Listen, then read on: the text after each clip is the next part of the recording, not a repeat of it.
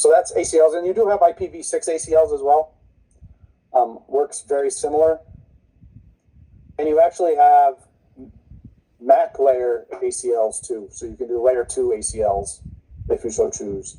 I don't know if I've ever used them, but it is possible.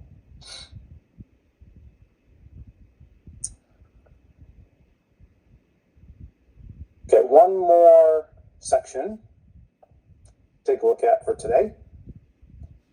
And that is chapter 4 out here in security architectures. So volume 2. This is something that's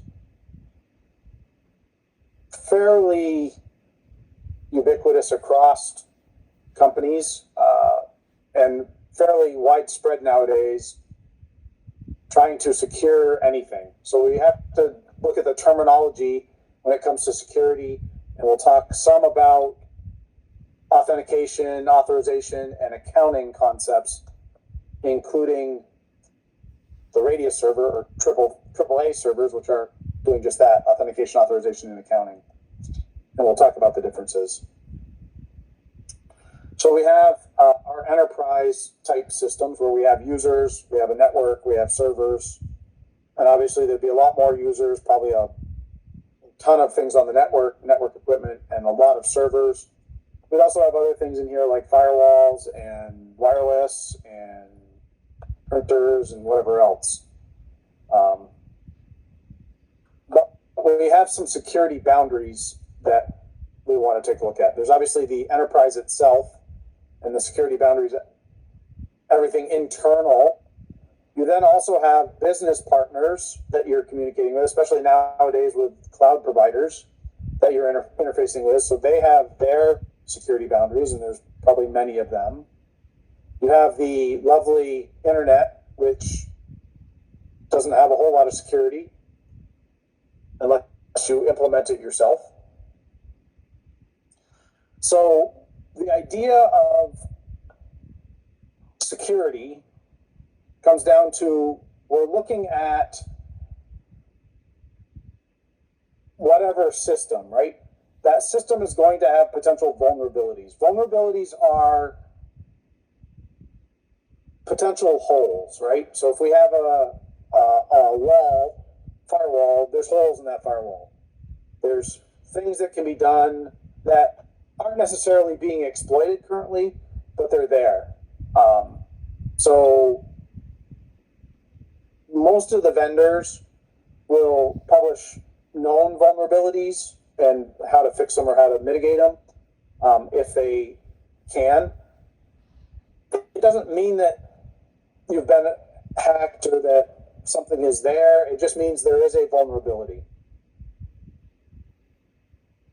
The exploit is something that takes advantage of the vulnerability to gain access into your system. Again, an exploit doesn't necessarily mean that your system's been compromised. It just means that there is a tool that can be used to gain access to the information caused by that vulnerability. And then finally, there's the threat. These are the agents that may use that tool to take advantage of the vulnerability to gain access to your system. So this is just a terminology thing that you should be aware of. You'll want to be aware of, especially if you're taking a test. So in this particular case, we have an attacker who is spoofing. What is spoofing? Well, he's pretending to be somebody he's not.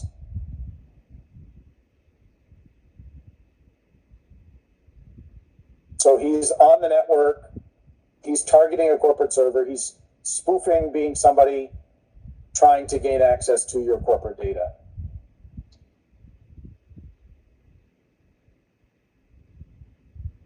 That packet, when it comes back, no, he's pretending to be this address, but there's a real bad address out there on the network.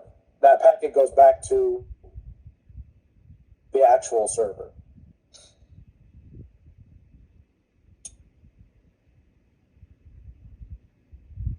So that's one type of attack where we're just, the person is faking being somebody to try to get the server to do something, or the router, the switch, or whatever it is to do something to affect an internal system.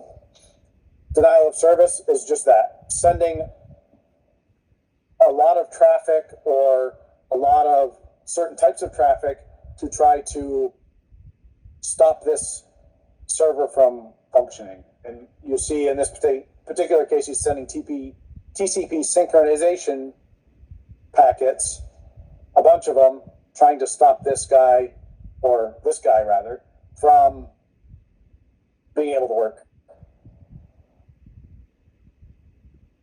The client then gets all of these connections because this guy's trying to establish the session, doing a denial of service.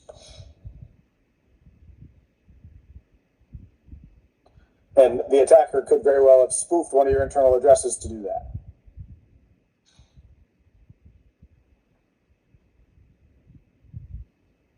So there's also a reflection attack. So in this case, the attacker sends an IP packet with a source that is not him, right? He's 198.51.177 with a destination of the server. The server is then going to reply back to the destination of the user. This user is then getting attacked by this reflection attack.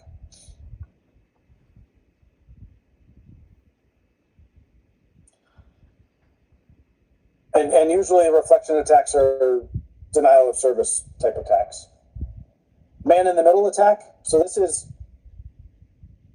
a lot of times done, and they're showing an example of this with ARP. So essentially, this attacker sends an ARP reply stating that he is this gateway. So then the client, thinking that the attacker is the gateway, will send all the traffic to the attacker, who then may forward it on to the server, who then will forward it back to the client without issue, but the attacker is in the middle of that. He's getting all those packets. So he thus can see all of your data because he's pretending to be your gateway. You see this type of attack a lot on wireless networks. So then when the data traverses, it traverses to the attacker, who can then modify it, send it to the server, or just capture it and capture what you're doing and send it on to the server. The server won't know any different. It'll send the data back to the client.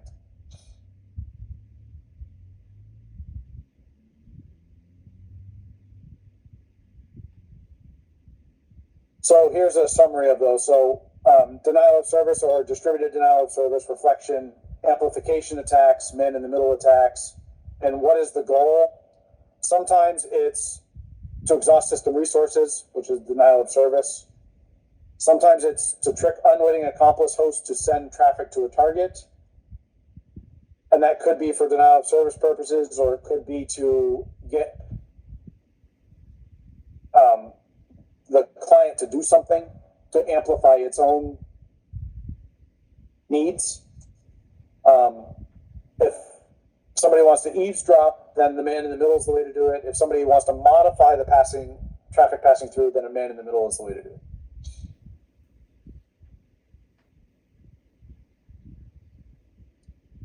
Now, you've probably all heard of viruses, malware. So malware is a generic term for any type of malicious software that gets put onto a system. There's different types. There's Trojan horses, which are packaged inside other software. So you think you're installing a game, or you think you're installing some application, but really you're installing the malicious program that's designed to steal all your credit card information. Trojans don't self-infect. Usually it requires you to install them, and they don't propagate automatically. Viruses, on the other hand, are not typically packaged in other software. They may be hidden in other software, but usually they inject themselves into the other software to pretend that they're something they're not. And normally they're not self-propagating either. Worms, however, are self-propagating. So they propagate automatically based on talking to the network. They find an exploit, they talk to the network, they get into all the systems, and they could be there stealing data, they could be there just sending false data. There's a lot of things they could be doing. Most of the time, it takes human interaction to get these things on your system. So with the exception of viruses that can inject themselves, most of the other ones require some sort of trigger to propagate. Biggest vulnerability in any network is we humans. We're terrible. Social engineering. People will use this to gain access to things all the time. People are very easy to manipulate. So you want to make sure that you're aware of that. I'm sure you guys working for the government get to go through this kind of training all the time, right? Phishing attacks, that's when you send out an email disguised as a valid email, but it's actually malicious. This is how a lot of identity theft stuff happens. They'll pretend to be your bank, get you to put your login information into a form that doesn't actually log you into the bank. They then have your login information. They can take that to the bank and they can log in. Spear phishing is just a target. So rather than doing a general net to catch whoever, they target specific individuals. Whaling is targeting high-profile individuals. Vishing is using voicemail, so voice calls to target. Smishing is SMS text messages. Farming is using a legitimate service to send users a compromised site. And then a watering hole targets specific victims who visit a compromised site. So if you go to a particular website that's infected and you accept their cookies or whatever, you could then become infected. Humans are the problem. Just remember that. So, password authentication and alternatives. So, password only is just something you know, right? And you probably wrote it down or stored it somewhere, so you backed it up, maybe on your keyboard, maybe in the desk drawer. But it's just something you know. When you enable two-factor authentication, it's usually the password and something else. And that could be a SMS text message. That could be an authentication app. There's could be a token, some other factor. So it's usually something you know and something you have. So it texts you on your phone. You have your phone. It requires you to have that token, the physical token. We also have the digital certificates, which is something you have as well. You have that certificate on a thumb drive or on a YubiKey or something along those lines. And then you also have the possibility of biometrics, which is something you are. Fingerprint, facial recognition, retina scans, whatever other type of biometric, something that you are.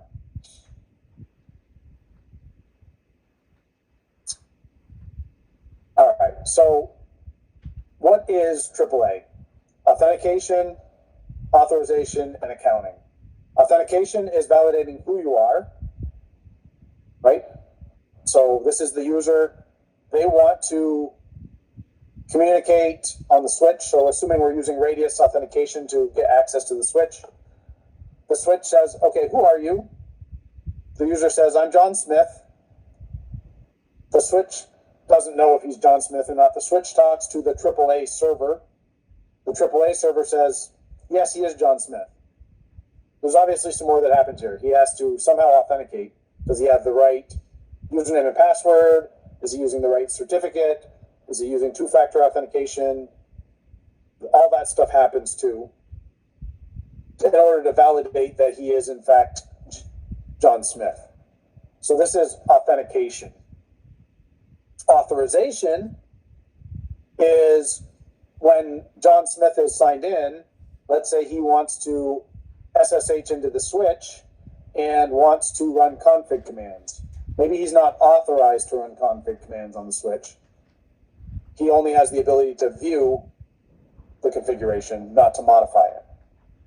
That is authorization. And then the final A is accounting, and that is we've logged that John Smith has logged in and gone in to change the configuration on the switch. So logging that is the accounting to keep John Smith accountable for his actions.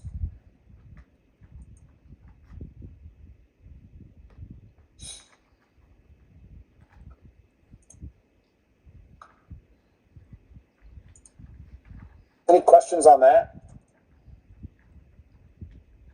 Just some basic security and authentication information. Okay, we'll start with this tomorrow.